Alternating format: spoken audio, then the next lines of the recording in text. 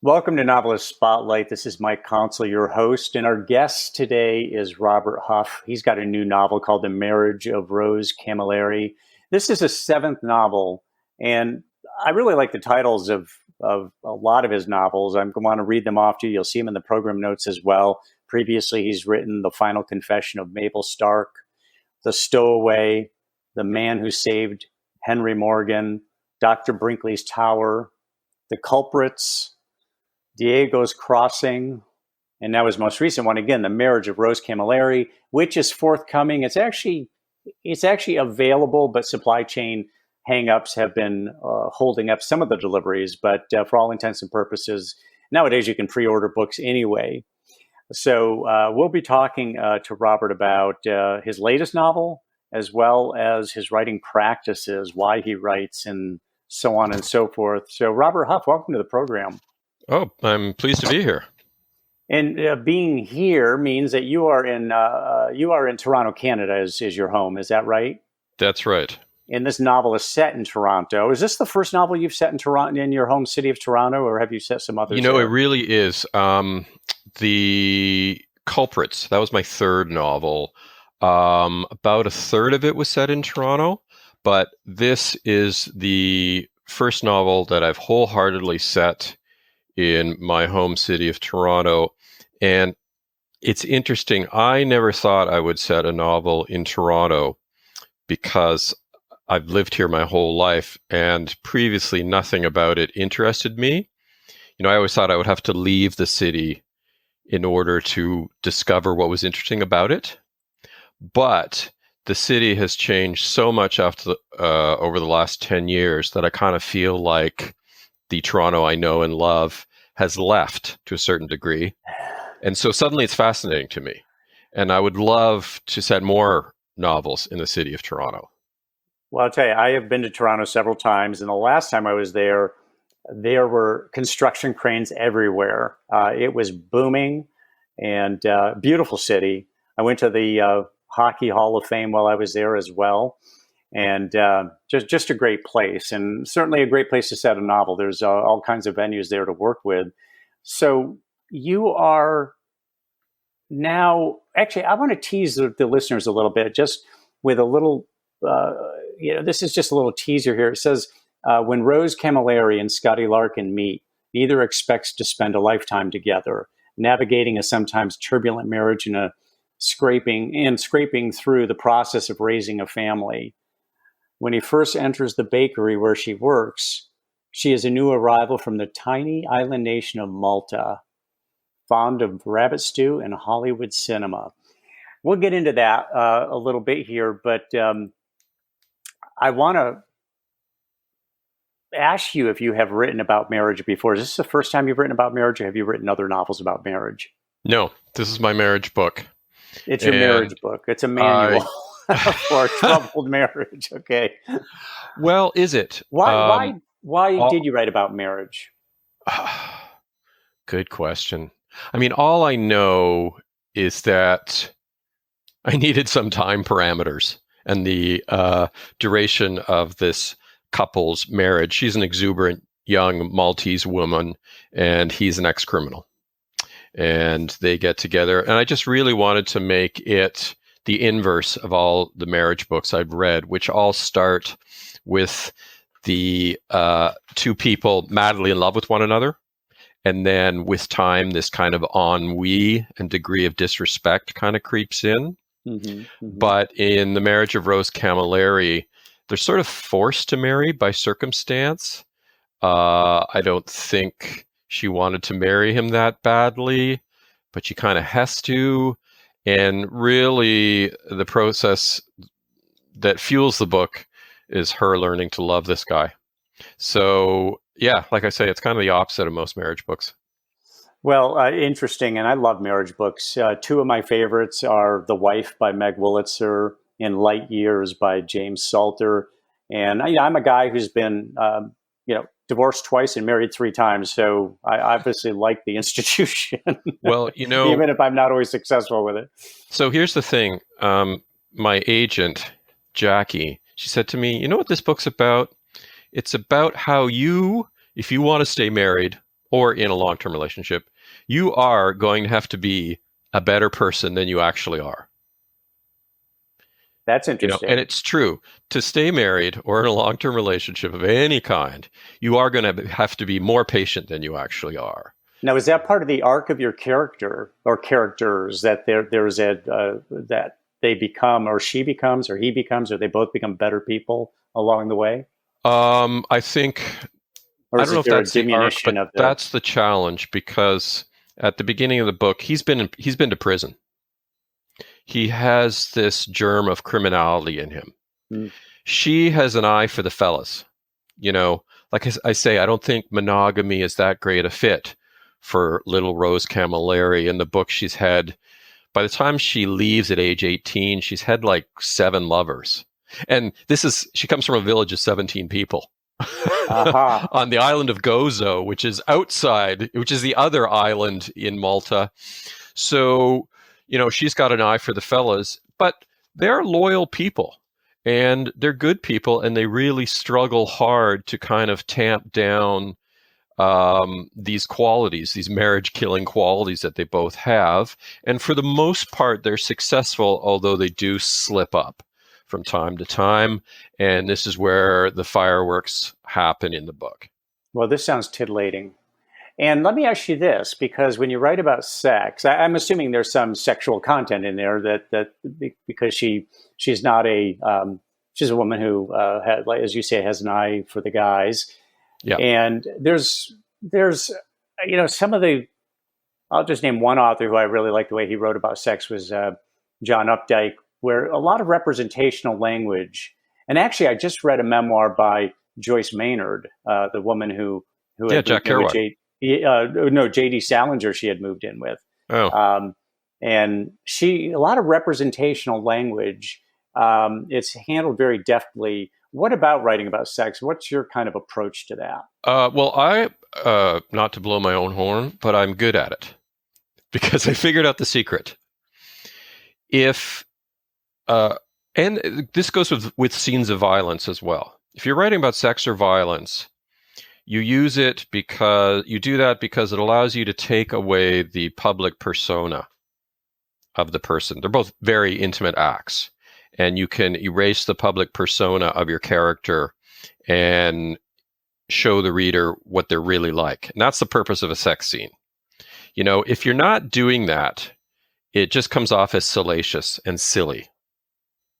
Yeah, then it's a Danielle Steele novel rather than something that's got some literary. And you can only be so sexy in print. But I think if you want to be sexy in print, you're taking a veil off. You're showing what these people are really all about. Mm-hmm. And if you don't have a point to make with your sex scene or a scene of violence, then they're just sensational.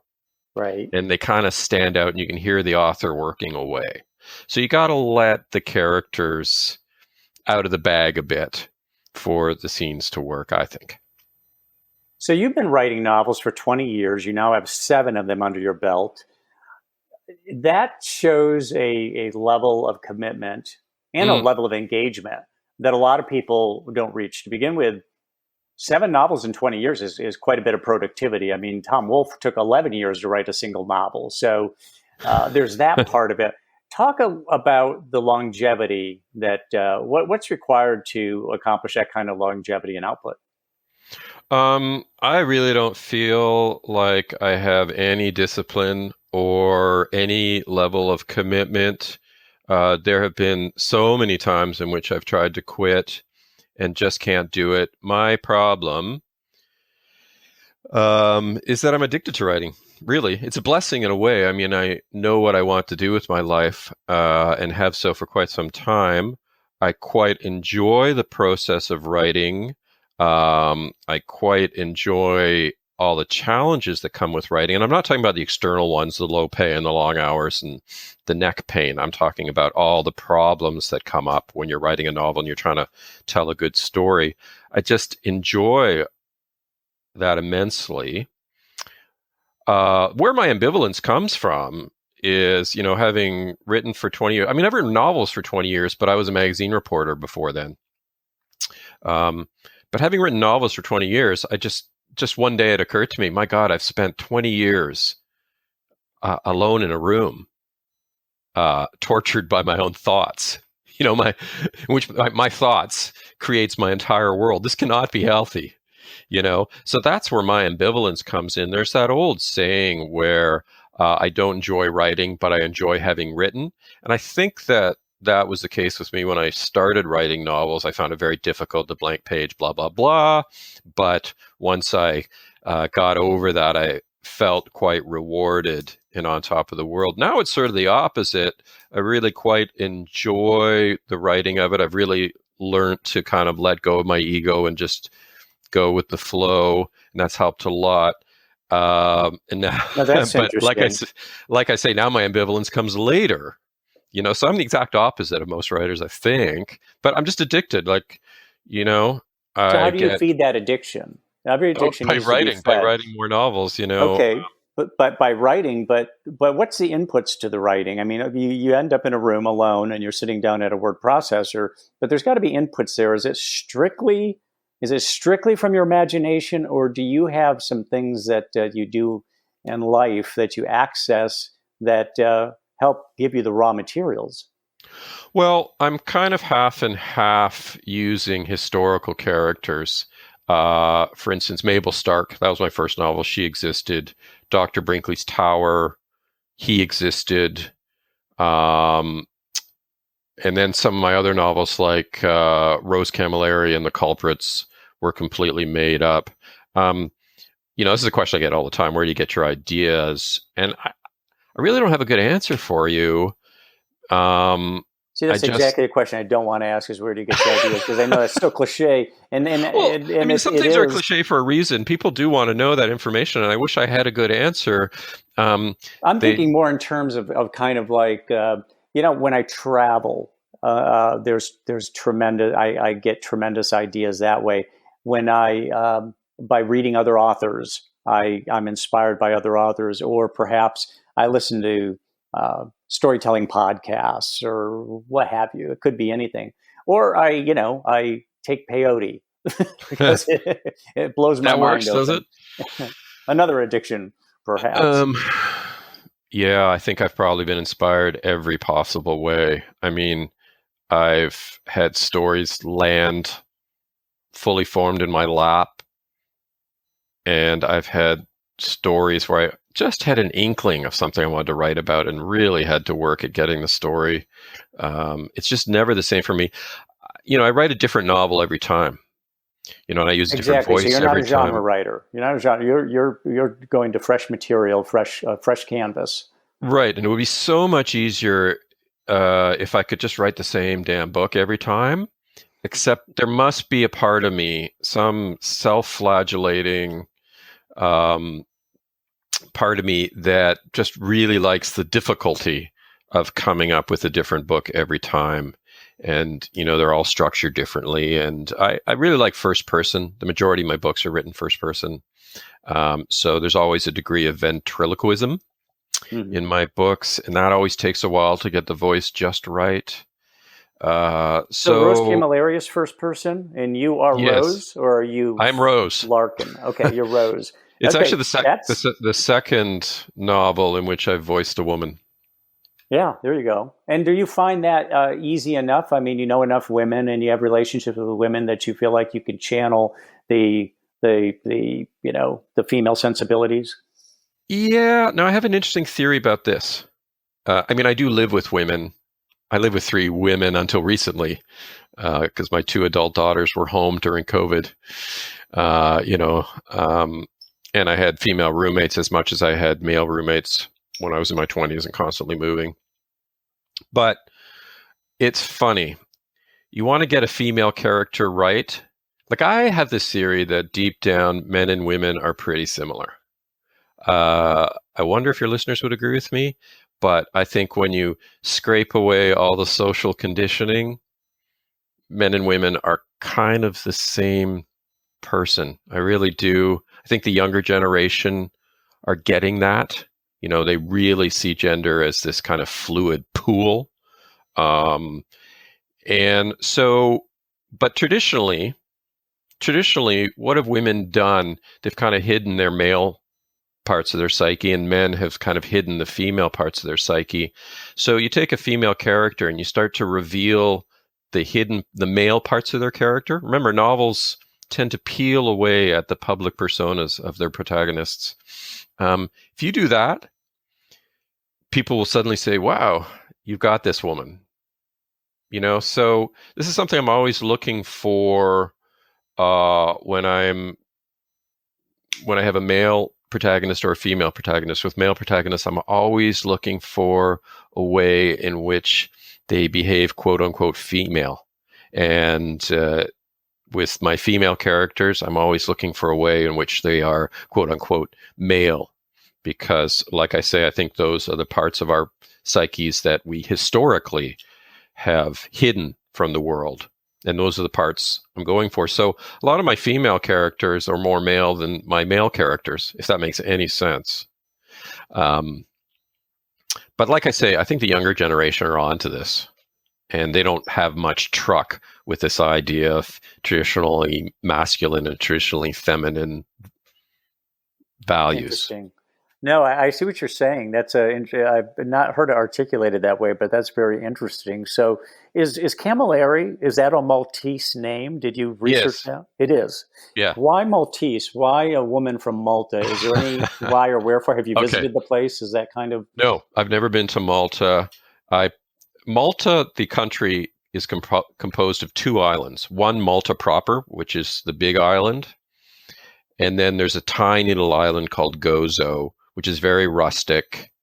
And I almost didn't want to go there because I had I knew how it needed to be for my book. I did research and stuff like that, but I'll be interested to see if any Gozans or Gozitanos, they're called, read this book. I'm wondering how they think I portrayed their island. But why Malta? So there is a little Malta in Toronto. It's somewhat shrunken inside, but just a couple blocks on Dundas Street West out by Dufferin, where there's some Maltese cafes. There's a little Malta Park. There's a Maltese church. And I was looking for a nationality for this ex-criminal's wife. And I was originally going to make her Mexican, but I've done a Mexican novel before. And suddenly I just thought, I'll make her Maltese. It seems like a weird little place. I'll make her from Malta. So, are you with me?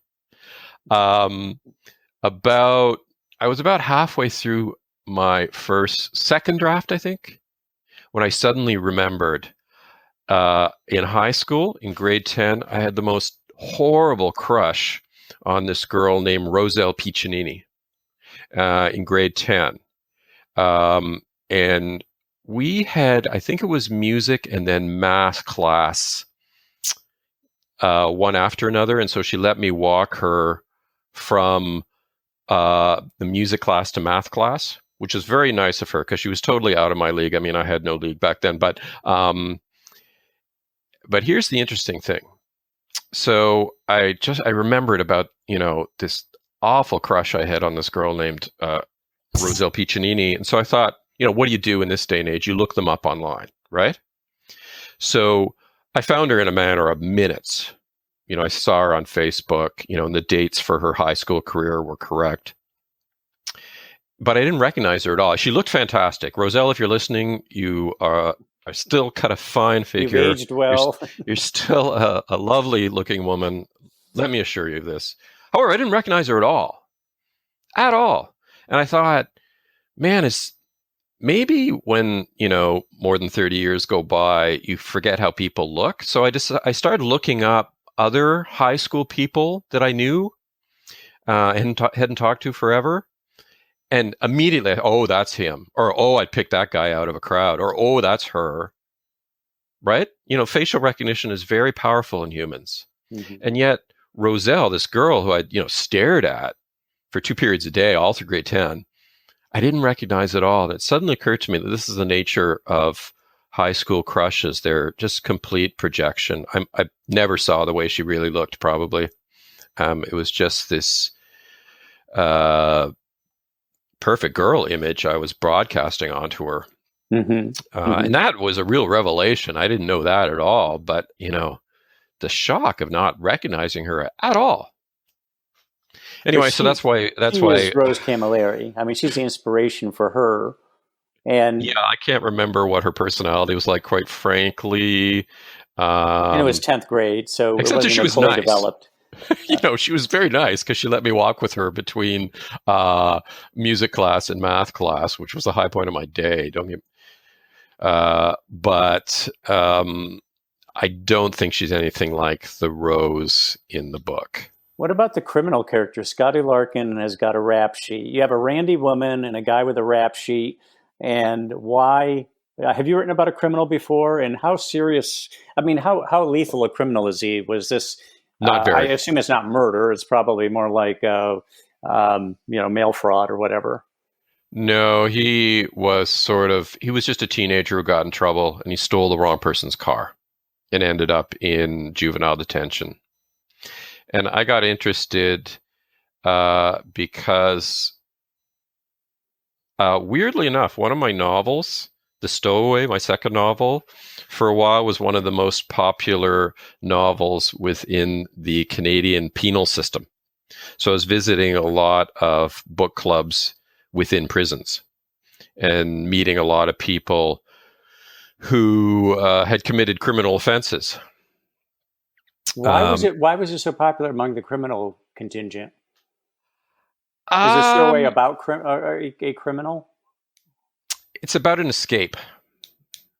So I think escape stories are big, but I mean, what happened there was I was doing a reading in Kingston, and this woman came up to me and said, I would really like you to come to my book club. And I said, sure. Whatever. I'd be more than happy to come back to Kingston. I went to school here, whatever. And she said, there's one catch, it's in prison. And so she started it all with, and she came up with the idea of doing The Stowaway. And then I think the guys really liked it. So there's this organization called Book Clubs for Inmates. And then I just think it got on their reading list and then just got read more and more at book clubs. My first book club there was Millhaven Penitentiary, which was the scariest place by far. I was completely unprepared because you show up and you move through sliding doors that let you in, and then they lock behind you and you're in the prison, and then you enter the unit of the prison and you're locked into that unit, and then you're locked into the floor of the unit of the prison, and then you're locked in the section of the unit of the floor of the section of the prison. I mean, you just kept getting locked in more and more, and then finally I was locked in the library with the book club members. I found it really claustrophobic. All the other prisons I saw seemed kind of nice by comparison.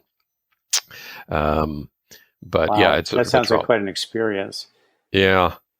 So what, tell me who should read this book. What do you think are the, particularities of a person who would find this book especially entertaining or insightful?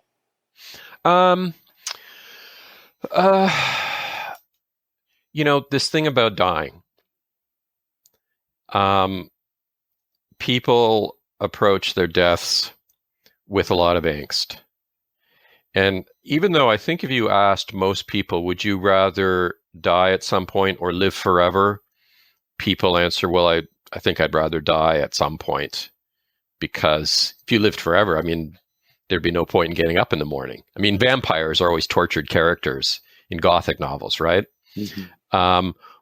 We're scared about the physical decline, of course, but I think the thing that we're most scared of is the reckoning, the summing up, the looking back on your life and trying to decide whether it had value, whether you gave it your best shot, whether you got the most out of it. I think people are really scared of that, and they have a lot of angst about that. And this novel will help you shed some of that angst. I promise you that. not sure whether it's the saddest funny book you'll ever read or the funniest sad book you'll ever read, but it's one of the two. So yeah, everyone should read it because it'll help you get rid of a little bit of your death burden. You'll feel a bit better about dying once you've experienced the catharsis of reading this book. So let's get back to your addiction for a minute, because everybody, addictions are for a reason. What does that addiction, the writing addiction, feed within you? Because you are, as you say, I think you said, it's kind of tormenting to have to sit and write. Actually, and I want to get to something you said earlier. You said that writing got easier or more fun when you let the ego go. So it sounds to me like what you kind of made peace with is that I'm going to do this writing and I'm not going to get hung up on necessarily on the output. Not by output, I mean not volume, but the quality of what I've written. I'm going to let it be what it is. And not that you're not going to edit it. Obviously, you're going to do your editing, you're going to do your rewriting and all that. But talk how that kind of came about. Was that just kind of experience and you just relax over time and the ego becomes less engaged? I think so. I think with time and enough books under your belt, you just realize your first couple of drafts are going to be terrible. That's just all there is to it. Because you don't know your characters. You really can't start writing well until you know your characters inside out and you understand their motivations and you know how they speak and you know how they talk and you know how they move. You can imagine how they would walk if you could see them. That's when it starts getting good. And I think it was I just one day abandoned this hope that I would write anything worth keeping, in my first or second draft. And that made things easier. I heard from a writer when it comes to understanding your characters, I heard from a writer, I read this, I didn't speak to the person, but what he said is he would take a character and all he would do is write about that character, would write and write and write, not within the context of the narrative even, just wanted to write about the character until he felt that he had developed the character and understood the character inside and out, as you're saying. What do you think about that technique? I don't know if you've used it yourself, but does that sound like a technique that's reasonable? Oh, not only reasonable, I think it's totally necessary. I do kind of a variation on that. I do just a garbage draft, and then I don't use anything from it. I might not erase it only because my books tend to be quite researched, and that garbage draft becomes a repository for research details. They're easier to look up in that one document than having to comb through all the books and periodicals that are piled up on my desk. So if I don't erase it, it's only for that reason. But that's what you gotta do. You kind of gotta live with the story a little bit. I might do it with the second draft too. So that's part of your. Go ahead. I was going to say, I think I can tell writers who write a draft and then just keep editing and editing and editing and editing it into existence, as opposed to a writer who's done a couple drafts, knows the characters and the stories and the themes really well, and then writes a draft and just lets it go. 6-gun shooting kind of thing. Those are the kind of writers I like. Those are the writers who can really riff, and those are the writers I find the sentences just are electric. Mm-hmm. Now, I've never been able to prove this, but sometimes I'll pick up a book and I'll think, oh, there's been too much editing of sentences. There's been too much comma movement around in these sentences. So, yeah, I really like to write more like the way actors work. Like, unless a passage is really close, I don't edit. I'll just strike it and then just let myself go and try again. And I just think it's a much better way to get some life into your prose. So multiple takes rather than Yeah, one take, and I'm going to keep bending and twisting this thing until it's in the shape I want it to be in. exactly. Yeah. You're going So, to get something that's chewed over. If you do that, it reads chewed over and clipped. mhm. All the errors go. The fun is in the mistakes. Now you mentioned, Something I've had to explain to a few editors along the way. But the good editors know what I'm talking about. If you're a good editor, you're listening, you understand completely what I mean. exactly. I did not thought crossed my mind that you said, I wonder how much is the author and how much is the editor. Point well taken. Um, so you've already indicated, I mean, you've given us some glimpses as to the process, your writing process. You've mentioned process a couple times. What is a fuller description of your writing process? What are the elements that go into the writing process for you? Basically, sitting at my desk from about somewhere between 3 and 4 hours every morning. Now, for me, the discipline is to not do more than that. Oh, and 5 days of the week, not 7. When I did my first book, maybe my second as well, I was just really anxious about not being able to finish a novel and would write every day of the week. But at the end of the day, you can only write so much before you start losing your spark. I think anyway. So you think it's essential to you anyway to take a couple days off to recharge? Yeah. Also, I tend to get really bad neck and shoulder and forearm pain if I type too much, because I didn't realize this. Writing novels is really physical. Like, I had been a magazine writer before. I'd been a features writer. And then there wasn't all that much writing involved. Like, you'd research for 3 or 4 weeks and then spend a few mornings writing the piece. Whereas novels, you're writing every day. And when I was working on my first novel, I still was using a laptop. So the ergonomics of my workplace was completely off, and just got terrible neck pain and shoulder pain.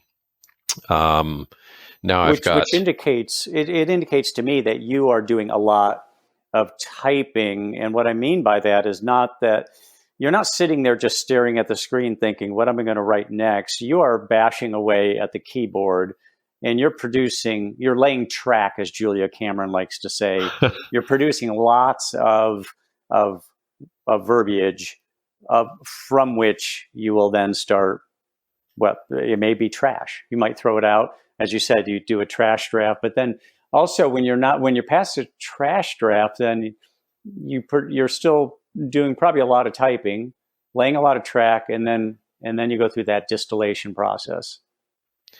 yeah, there are these writers who, and I kind of wish I was one of them, who, they're the ones with scenes or ideas on cards written all over, taped to the walls of their offices, and they're the ones who can actually think up stories without having to have their fingers moving. And that would save a lot of physical pain. But I'm not like that. My fingers need to be moving for me to think up stories. They really do.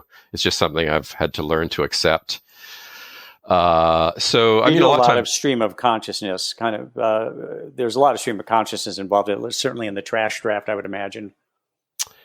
I wouldn't say it's stream of consciousness, because I have no patience with stream of consciousness style writing myself. So I still write in sentences, but there are times where I just have nothing.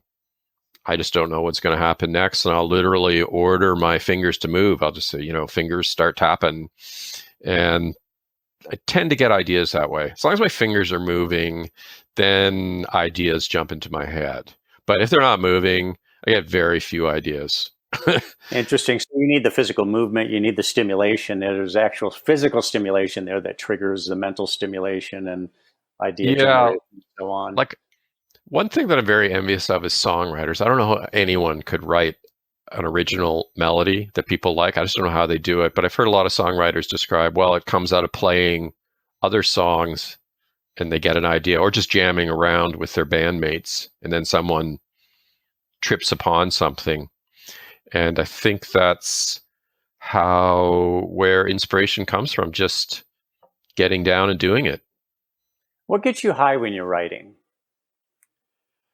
There is that experience of flow or being in the zone. Athletes talk about that a lot.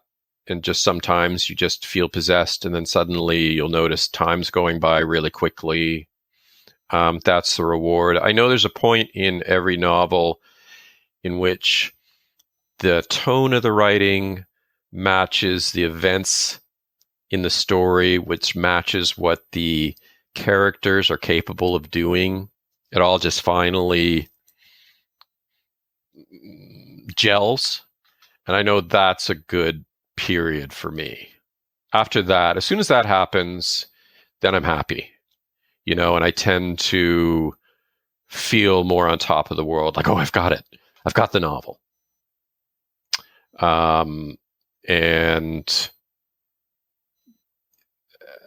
But do I get high from writing?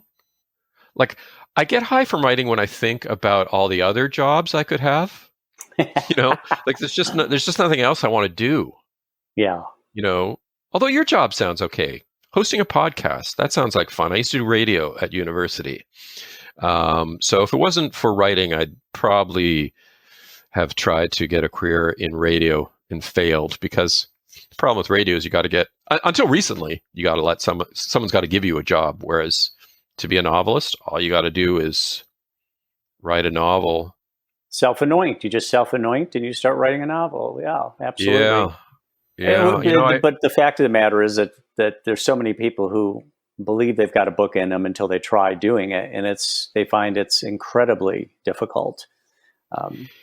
Getting back to the sustenance that not sustenance, but the stamina that you displayed with being a writer for as long as you have. And you mentioned, hey, it's an addiction. I've tried stopping. I really can't, even when I wanted to. Getting back to laying track, I'm curious whether you'd be able to say, if you've written a 2,000 word chapter, let's say, I'm thinking in terms of the ratio of how many words you actually type out to get a final product of a couple thousand words. I mean, do you figure you've typed 10,000 or 20,000 words to get the 2,000 words that you end up using? Is there any way of knowing that? Oh God. I mean, let's say a novel is 100,000 words. I've probably typed 500,000. Okay. So about 5 times what actually makes it into print. Like people, I mean, but people don't realize. People have this idea of writing, and it comes from the movie Misery with James Caan. Mm-hmm. And remember, that's that Stephen King adaptation. Remember, he finishes the draft, and then he writes the end, and then he smokes a cigarette and has a a flute of champagne. Remember that scene? I do. And we know that he's never going to go back to that. It's done. In real life, it's not like that at all. You're constantly working on it, and you write several drafts, then you give it to your agent, and your agent suggests things. And so you write on a few more drafts, then it goes out. Hopefully a publishing company purchases the book, and then they assign it to an editor, and then they're going to ask for different drafts. And then the changes start getting smaller and smaller till you actually start worrying about sentences. And then, you're dealing with copy editors, and suddenly you're being asked to review comma placements and things like that. And then one day it's just taken from you. You can't work on it anymore. And that's the time in which you wake up at 3 a.m. thinking, oh my God, what have I done? I've got to change that little scene in a third of the way through the book. It's ridiculous, really. But no, you just keep working on it and working on it and working on it. And you're never really sure when you're totally finished. Even when you get it in galleys, there's going to be changes. So the changes they go on forever. Well, that's part of the torment, is knowing when to stop. And a lot of times people don't want to stop. They always feel like there's more refinement to be had, but at some point that needs to come to an end. So do you outline your story, or do you start with a premise and then try to allow it to develop organically? No, I'm not a big outliner, again, because I don't usually know what the outline is, right? Because I can't think of anything until my fingers are moving, which means I got to write a lot of drafts. which is why I'm sort of envious of these people who can sit down and write detailed outlines of what happened. I've tried, and then I start writing the book and I realize the stuff I put in the outline wouldn't work. And it wasn't that helpful. So no, I'm not a big outliner. I kind of wish I was. Like, I wish I could make that technique work for me. Because like I say, it would probably result in fewer drafts and less neck and shoulder pain. Like this neck and shoulder pain. Yeah. You probably think I'm being facetious. Bill, or acupuncture commitment. Well, what happened was like I really screwed up my neck writing the first book. And then I finished and it went away, and it came back even worse with my second book. And I kind of changed my furniture around, but it was still there. And so I found this masseuse who was really good. And I was having like 2 sessions a month kind of thing. And it was expensive. And she kept saying, do yoga, do yoga, do yoga. And I don't know why I was resisting. But one day she was, literally stretching my legs for me. And I thought, I'm paying you so much money to stretch your legs. I should be able to stretch my own legs. And I went to a yoga class and just was blown over by how helpful it was. So, that's my secret. Doing yoga has helped with all the aches and pains I used to get writing. Because, when you're writing, there are things you're supposed to do. Like you're supposed to stay sitting straight up, and you're supposed to look away every 20 minutes, and you're supposed to rotate your shoulders every 15 minutes. But if you're writing at a real gallop and you're really inside the story and the story's just flowing, that's not going to happen. Yeah. That would affect your writing. Yeah. So I need something else to deal with the physical stress of writing. It's hard to put it down when you're in the throes of it. When you're struggling, get up, walk around, and maybe do a little activity in between. But it's hard when you're in the throes of it. So to the aspiring novelists listening to this, what would you give them as advice? Somebody launching into their first effort, or in the middle of their first effort, and maybe whether they're struggling or not. What would be your best advice to the would-be novelist? Well, I would say that most people's first novels are thinly disguised autobiographies. And the problem with that is that most people don't have lives interesting enough to fuel, 300-400 pages of narrative. And you should be thankful for that. You do not want the problems that would fuel all that story. But still, people are tentative. They haven't grown an imagination yet. So they tend to write these quasi-autobiographies that they cloak in fiction. And that's fine. Just don't expect to get it published. Make all your mistakes on that one. Learn the form on that one. But at a certain point, you're going to have to ask yourself, what is really interesting to other people? And chances are it's not going to be your own life. And then people say, and then students say, well, but you got to write about what you know. That's the first rule of writing. And I said, yeah, but what if what you know is boring? There is this thing called research or experience. You can go out and collect stories. I don't like that rule of, write what you know. I prefer write what you want to know. And as you say, you go out and you learn it, you research it, something that you're interested in, and you learn it, you become expert in it in the course of writing about it. But like you say, it's got to be interesting to people. So what you were just saying indicates, the abandonment of a novel at some point, perhaps. I mean, you were saying, go ahead and make your mistakes on the first one, do your auto fiction on the first one and be done with it. But have you ever abandoned a novel partway through, just said, look, I've written myself into a corner. I don't really. Sure. So you at a certain point, that, hey, this isn't working. Yeah. And which is, I think, probably an important piece of advice for a lot of people, because some people are kind of the mind that they just aren't going to quit. They're going to make this thing work. And that can be kind of the worst thing to do when, if it's not happening, if you're not feeling inspired or motivated, chuck it and find something that lights the fire. But at the Yeah, same time, let me add, I'm going to make this a compound question now. At the same time, don't you think that your mind will play tricks on you and try to encourage you to abandon it because it doesn't like the pain and suffering involved in and some of the sluggish portions of the manuscript? Oh, it's called investment bias. It's why America wouldn't leave Vietnam. It's because you put all this effort into it, and your brain thinks, "Well, I've done all this effort. It's got to be good, or I have to salvage it." But the world doesn't work that way, and you could easily put in a lot of work on something that's still dead boring, and is never going to be anything but dead boring. Or too fantastical to rein in. I've had a few book ideas like that I've walked away from. Again, it's this ego thing. You kind of got to forget that, your sensibilities are at risk. You kind of got to give up on the idea that you're wasting time by discarding a novel. It's all discovery. That novel that you've put away, you've probably learned something or overturned something that you'll use in another novel. The arts, they're not linear. It's a tough thing for people to get over. I remember having a real problem with that. It takes so long, because everyone's mother told them, don't waste time.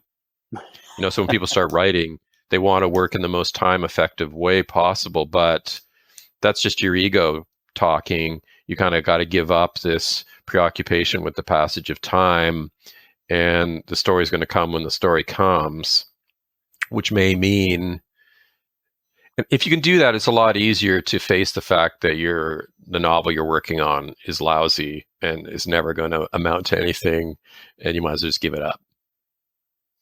So let's just stipulate that The Marriage of Rose Camilleri is your favorite novel. It's your most recent one, and that's one that you want out there. It's out there now. You want it to sell. So let's take your other 6 novels. Which of the other 6 was your favorite? Well, Mabel was very successful, and I think maybe that's why I'm an addict. I'm a writing addict. And that was your first one, is that right? That was my first one. My first published one.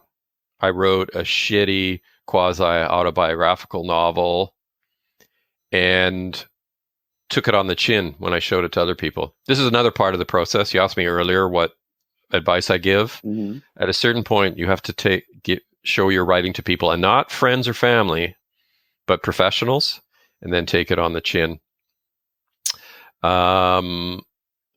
So Mabel was my most successful. I think The Culprits was my best novel. It got nominated for the most prizes. The Stowaway was my most thrilling novel. Dr. Brinkley's Tower, that was my second most successful, I would say. I like that one because it's my love letter to Mexico. I just love anything Mexican or Spanish,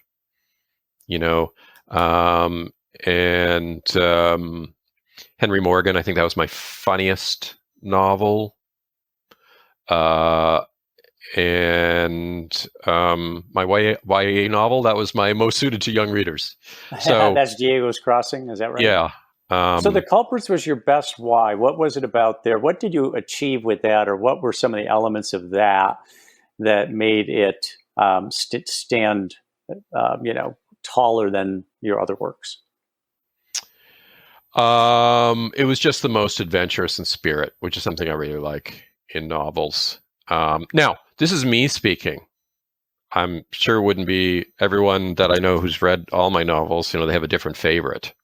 So I shouldn't say it was my best novel. It's a novel that I like the most of the ones I've written. Yeah. Of course, it sold the fewest copies. It was the least commercially successful. That's the way it tends to work. The most awards, the least number of copies you sell, because juries tend to be looking for something that's breaking new bounds. Yes. The Culprits, like I say, was my most far out novel, and it really, I noticed after that novel that it really seemed to torpedo my imagination. I was just found it a lot easier to think up stories post culprits. And when it's easier to think up stories, you're more apt to throw away the ideas that aren't very good. Do you know what I mean? If it takes you a long time to come up with one idea, it's that investment bias again. Got to go with it because that's what you've come up with. But if you're coming up with ideas all the time, you're more free to just throw away the crappy ones. Yeah, the because ones you that can trust that more are coming, and they're coming pretty readily. or you got more to Yeah. choose from. So that, the culprits was exhausting to write. I got this midway through it. I got this fatigue that lasted like a year. I went to a sleep clinic. Then I just realized I was just exhausted from writing. But I'm glad of it. I think it was the process of it. It just seemed to kind of dynamite the perimeters of my imagination, the culprits. And like I say, after that, it's just been easier for me to think up stuff. So, well, Robert, the Marriage of Rose Camilleri, congratulations on completing that and getting it published. What is next? Do you have something in mind already, or are you already working on something? Well, I'm kind of ahead of schedule because the Marriage of Rose Camilleri was delayed about a year because of COVID. First, I think of the publishing, it was delayed 6 months, and now there's been supply chain disruption. So during COVID, I essentially wrote another novel. This one focusing on the relationship between the anarchist Emma Goldman and her longtime lover, a man named Alexander Berkman. That story just kind of fell into my lap. So, I'm close to completing that novel, but only because the Marriage of Rose Camilleri was delayed by the global pandemic. Well, I wish you best of luck with that, Robert. I really appreciate you taking the time to walk us through your career, really, and the writing process and so on.